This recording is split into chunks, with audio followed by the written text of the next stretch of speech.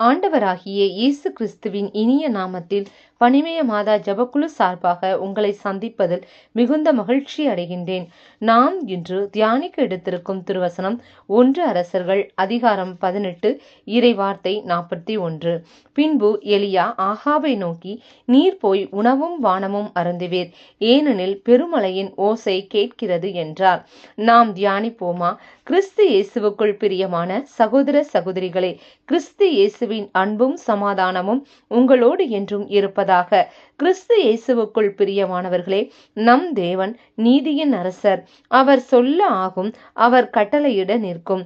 அவரால் சொல்லப்பட்ட வாக்குறுதிகளை நிறைவேற்றுகிற தகப்பன் அவர்.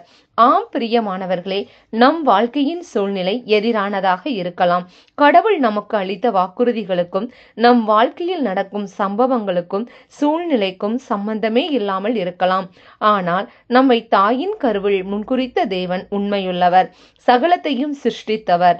அவரால் செய்யப்படாத காரியம் ஒன்று உண்டோ? நீட்ட முடியாதவாறு என் கை குறுகிவிட்டதோ என்று சொன்ன தேவன் இன்றும் நம்மை நோக்கி அவர் கூறுகிறார். ஆம் பிரியமானவர்களே, ஆகாபு அரசராய் இருந்த காலத்திலும் நாட்டில் பஞ்சம், மழைக்கு வாய்ப்பே இல்லை என்ற சூழ்நிலைதான். எலியா ஆண்டவரின் வாக்கிற்கிணங்க நம்பிக்கையினால் வாக்கினை சுதந்திரித்து கொண்டார். பெருமழை வரும் முன்னே பெருமழையின் ஓசை கேட்கிறது என்று முன்னுரைத்தார். அதன்படி தன் பணியாளனிடம் கடல் பக்கமாய் போய் பார் என்று சொன்னார். அவன் ஒன்றும் இல்லை என்று சொன்னான். 7 முறை மீண்டும் சென்று பார் என்று கூறி 7ஆம் முறை உள்ளங்கையளவு சிறிய மேகம் கடலிலிருந்து வருவதை கண்டார். பின் வானம் இருண்டு கார்மேகம் சூழ்ந்து காற்று அடித்து பெருமழை பெய்தது என்பதை வேதத்தில் காண்கிறோம். நம் வாழ்க்கையிலும் அதிசயங்களை காணும் முன் நமக்கு வார்த்தை கொடுக்கப்படுகிறது. அந்த வார்த்தையை நாம் விசுவாசிக்கும் போது அடையாளங்களால் அவர் நம்மை நிரப்புகிறார். பின் அற்புதங்களை நம் கண்கள் காணும். தேவன் நமக்கு அருளிய வாக்குறுதிகளை நாம் சுதந்திரிப்போம். பிரியமானவர்களே, அவர் வார்த்தையினால் சொன்னதை தம் கரங்களினால் நிறைவேற்றுகிறார். எனவே நாம் விசுவாசத்தில் உறுதியாய் இருப்போம். நம் கண்கள் அற்புதங்களையும் அடையாளங்களையும் அதிசயங்களையும் நிச்சயம் காணும். நாம் ஜெபிப்போமா?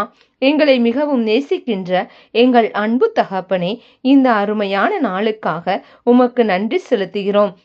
நீர் எமக்கு அளித்த வாக்குறுதிகளுக்காக நன்றி. எங்கள் பலவீனங்களிலே உம்முடைய பலன் பூரணமாய் விளங்குவதற்காக நன்றி. எங்கள் ஆவிக்குரிய வாழ்க்கையில் இன்னும் பலப்படவும் விசுவாசத்துடன் உமது வாக்குறுதிகளை எங்கள் வாழ்க்கையில் நாங்கள் சுதந்திரித்துக் கொள்வதற்காக உமக்கு நன்றி செலுத்துகிறோம். இந்த எளிய ஜெபத்தை இயேசு கிறிஸ்துவின் அதி உன்னத நாமத்தில் ஒப்புக்கொடுத்து ஜெபிக்கிறோம் எங்கள் நல்ல பிதாவே, ஆமேன். இந்த நாள் மகிழ்ச்சியின் நாளாக அமையட்டும். Praise the Lord.